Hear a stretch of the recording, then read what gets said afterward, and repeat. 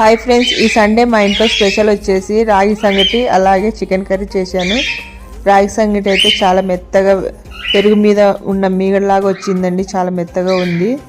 Taste అయితే చాలా బాగా వచ్చింది. ముందుగా నేను ఇలా రాగి సంగటి తయారు చేసుకున్నా కదా, ఇలా ముద్ద చేసుకొని తింటేనే ఆ రాగి సంగటి మజా అనేది ఉంటుంది. చికెన్ కర్రీ కూడా మంచి టేస్టీగా అయితే వచ్చిందండి.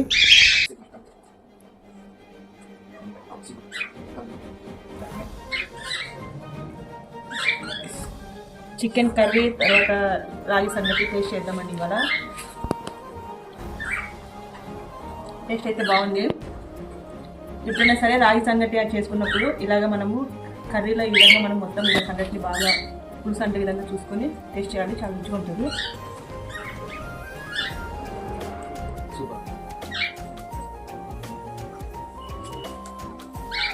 బాగుంది.